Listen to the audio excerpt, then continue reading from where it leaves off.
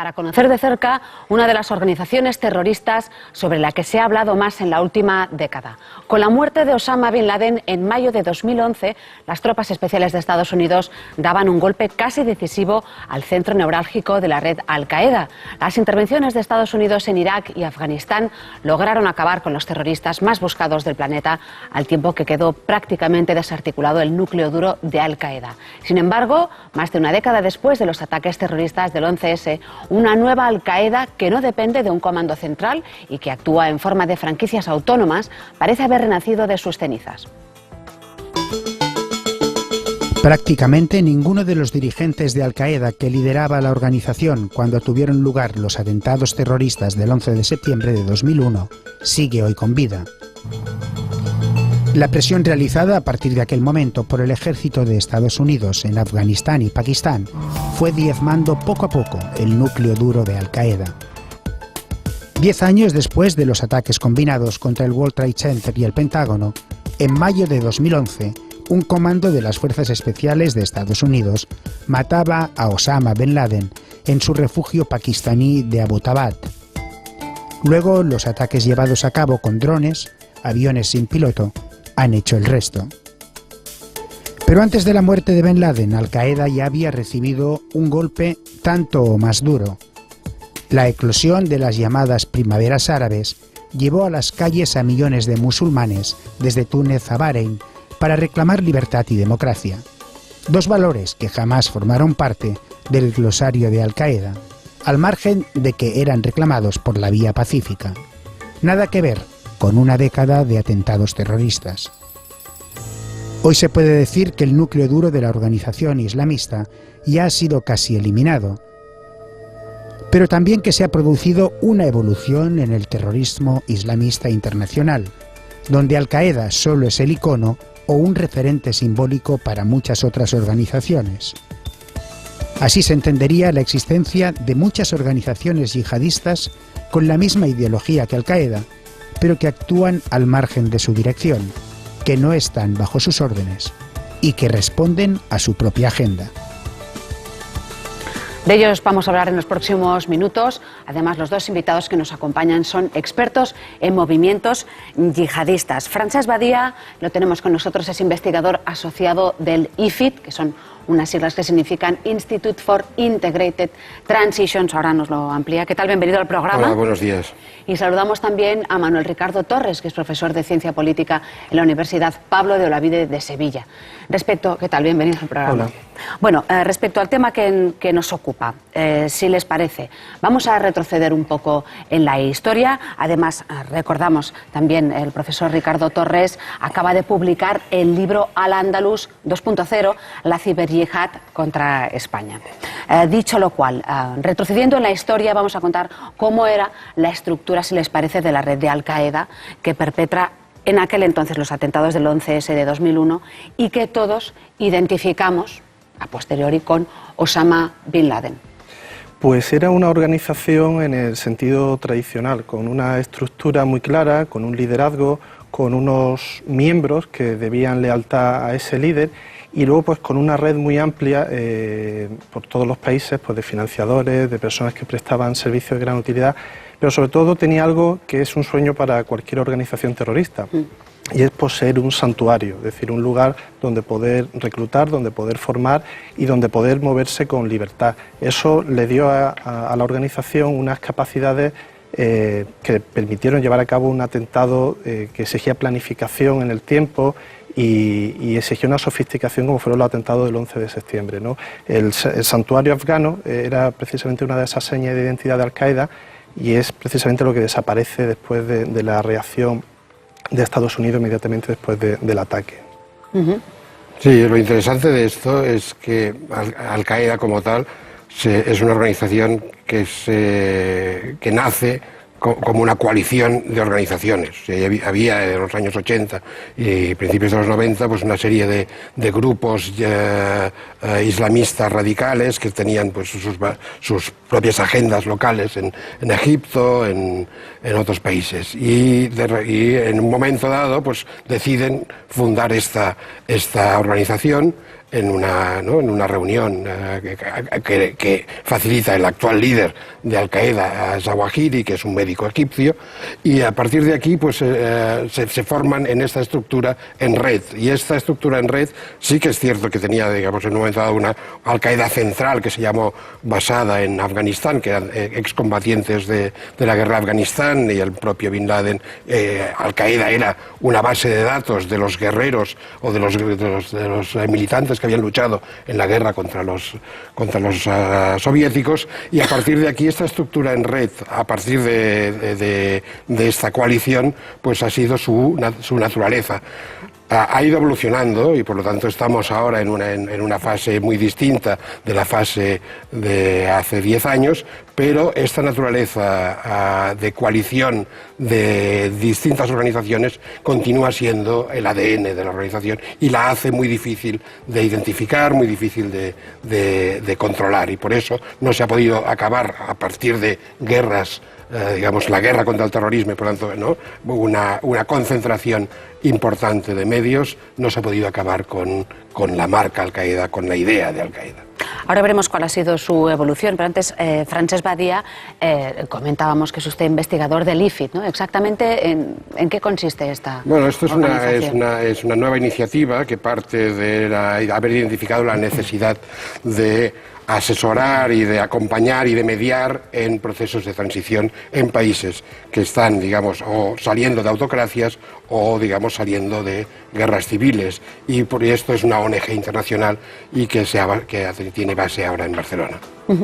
Dicho esto, entonces, ¿cómo ha evolucionado esa red o ese núcleo duro de Al-Qaeda? ¿Están de acuerdo en que tal y como lo conocimos está prácticamente desarticulado o es que ha cambiado su forma? Yo no diría que está desarticulado, pero sí es cierto que la Al-Qaeda actual tiene poco que ver con esa Al-Qaeda que perpetró los ataques del 11 de septiembre. Básicamente porque esa Al-Qaeda ha tenido que soportar la mayor operación de represalia que se ha llevado en la historia contra una organización terrorista. Es decir, Estados Unidos vuelca toda su capacidad militar, económica, de inteligencia, diplomática, para acorralar y tratar de exterminar al grupo, y eso fuerza a la organización a un proceso de adaptación forzado que le da una mayor importancia a ese componente de un llamamiento indiferenciado, ¿no?, donde Al-Qaeda plantea una metodología extrema para conseguir un objetivo también extremo, y son grupos con su propia identidad o individuos afiliados o redes los que deciden sumarse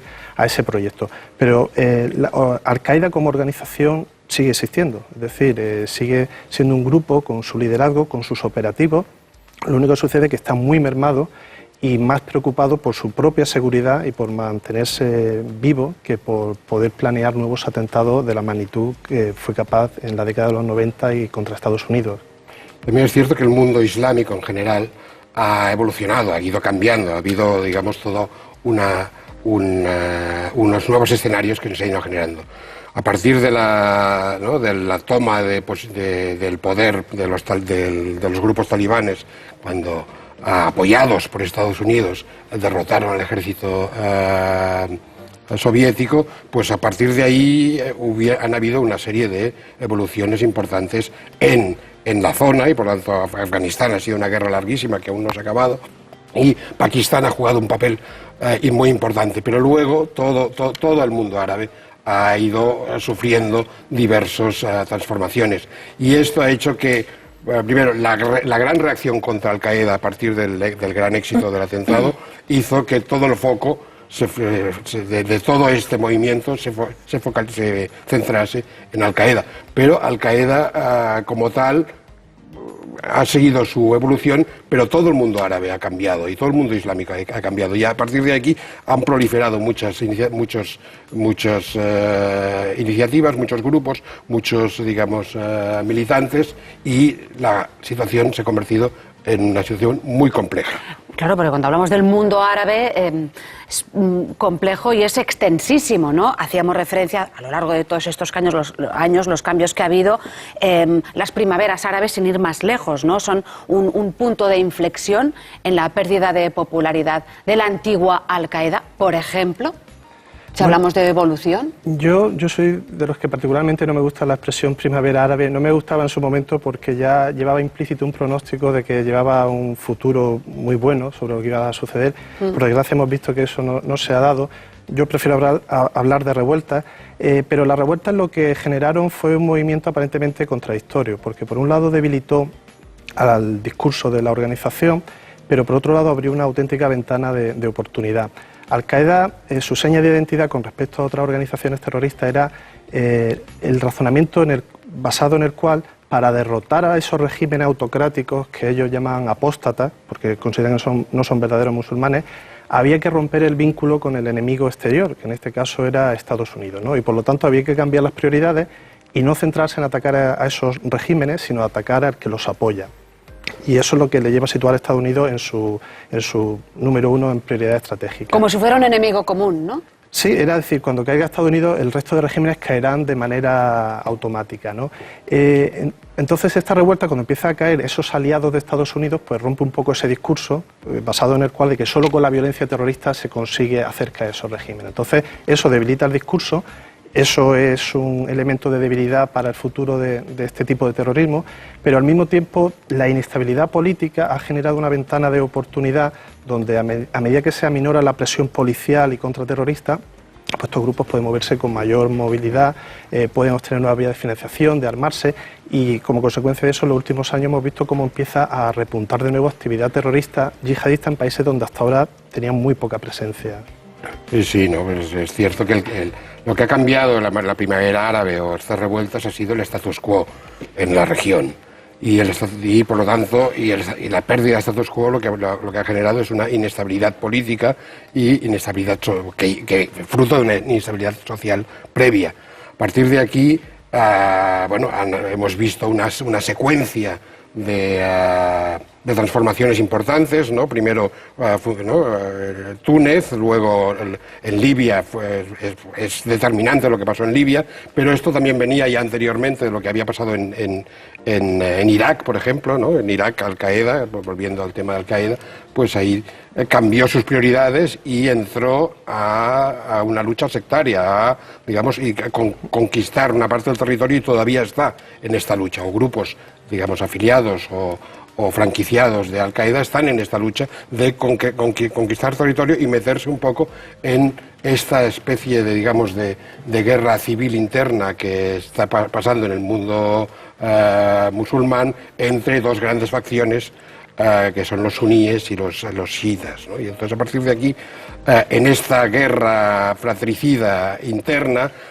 interviene Al-Qaeda, pero no ya con un objetivo claro, sino participando en las diversas revueltas, aprovechándose de un momento donde el Estado como tal se retrae, donde los territorios pierden el control y donde la inestabilidad hace que, proliferen todo tipo de iniciativas. Hay armas circulando, armas de guerra incluso circulando por toda la región, y a partir de aquí es una situación muy fluida, muy impredecible, pero también en la cual Al-Qaeda pierde un poco sus objetivos y de alguna manera es un poco la situación de a río revuelto ganancia de pescadores, y Al-Qaeda siempre ha sido una organización que se ha dedicado a pescar militantes, a pescar para su causa, pero esta causa también se ha diluido un poco, yo creo. Un río revuelto que intentamos comprender siempre desde Occidente. Queremos entender cómo funciona Al-Qaeda hoy en día y, por ejemplo, se nota la presencia de Al-Qaeda en numerosas zonas geográficas y conflictos en el Magreb, en Siria, en Irak, en Somalia, en Yemen, en Indonesia. La Al-Qaeda de hoy es, evidentemente, un fenómeno global, pero necesita quizá una explicación para cada uno de esos conflictos, aunque sea ese río revuelto. Pues es cierto que cada conflicto tiene sus particularidades y tiene sus actores y también, como se comentaba, los diferentes intereses de los países que entran en juego, ¿no? Que pueden llevar a facilitar o a dificultar la estrategia de esos actores, ¿no?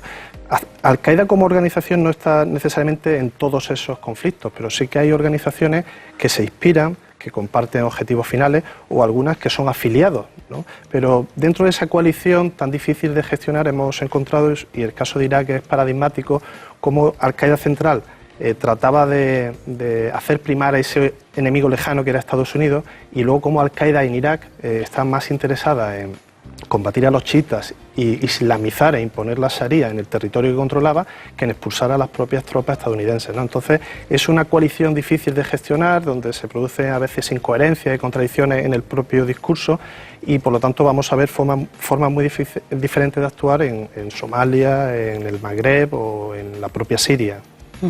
Entonces, ¿cómo reclutan a sus seguidores en lugares tan dispares bajo el mismo, ¿no? Bajo el mismo nombre, en nombre de...? Bueno, pues en este caso yo creo que cada conflicto genera sus propias dinámicas de violencia, donde resulta más o menos fácil reclutar, pero por ejemplo en el caso sirio estamos viendo cómo se ha convertido en el conflicto contemporáneo con mayor capacidad de atraer combatientes de otros países que llegan a Siria para hacer caer un régimen autocrático, ¿no? Entonces eso es muy interesante, porque ese volumen no se dio en Irak y no se dio en Afganistán.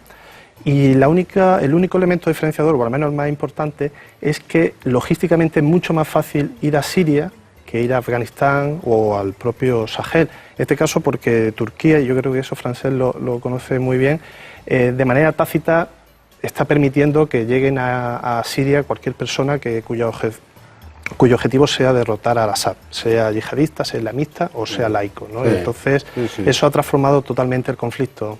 No, es realmente en cada, digamos, hablando de Al-Qaeda, sí que es cierto que tiene esta localización, ¿no? En cada lugar donde está presente o donde se atribuye una presencia, que muchas veces muchos de estos grupos, digamos, se autodenominan de Al-Qaeda, o simplemente son los medios occidentales, o son los, para simplificar, para identificar, decir, bueno, esto es Al-Qaeda, cuando en realidad pues muchas veces no tienen una conexión directa, o no están trabajando para este asunto, o en Irak o en Siria están trabajando para otros intereses, ¿no? Entonces ahí, por ejemplo, en Siria, que es un lugar, digamos, paradigmático ahora, pues hay un caos importante, porque hay grupos que luchan entre ellos, grupos que luchan contra Assad, grupos que se aprovechan también para entrenarse, ¿no? Entonces sí que es cierto que se ha convertido en una especie de polo de atracción, y por eso, de alguna manera,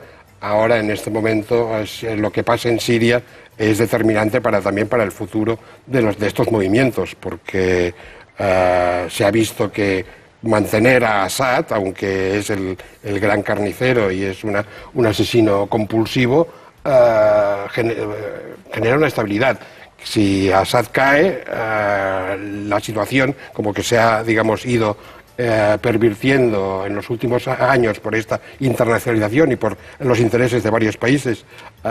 Citábamos a Turquía, pero también está Arabia Saudí, está Irán, está el propio Irak, está Qatar, que es un actor importante desde el punto de vista financiero en alimentar estos grupos, está, digamos, todo el comercio de armas que viene de la caída del régimen de Gaddafi, está lo que está pasando en Egipto. Por lo tanto, todo esto lleva a una situación compleja que hay que observar con detenimiento. Es tan complejo que es difícil simplificar, ¿no? Y muchas veces el público o la gente en general quiere saber qué pasa y dice, bueno, esto es Al-Qaeda, y cuando dices Al-Qaeda queda todo simplificado. Son aquellos malos, es Bin Laden, es esa red, son estos. Y entonces queda la cosa simplificada, pero es muy complejo lo que hay muchos malos, como simplificando para que lo entendamos, ¿no? Pero hablemos de algún caso en concreto, por ejemplo, el de ISIL. Me gustaría que lo podríamos explicar, aunque sea brevemente. El Estado Islámico en Irak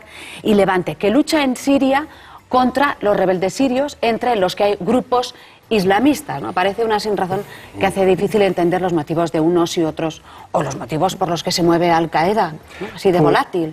Pues yo entiendo que es difícil de entender cómo es posible que en una supuesta coalición de grupos que tienen un objetivo común, uno se puede dedicar a atacar al otro, ¿no? Es decir, parece que es un tiro en el pie, pero es que eso ha sido Al-Qaeda históricamente, porque alguien que se decide sumar a una organización terrorista de ese tipo no es una persona dispuesta a negociar ni a buscar soluciones tácticas por el momento, sino es un extremista que busca soluciones extremistas para sus planteamientos. Entonces, ellos no están allí para llegar a acuerdos con otras milicias que pueden estar más o menos cercanas, pero que no están dispuestas a someterse a su mandato. Por lo tanto, están haciendo lo mismo que ya hicieron en Irak, que es atracar a otros grupos insurgentes y empezar a debilitarse unos a otros, ¿no? Sí, sí.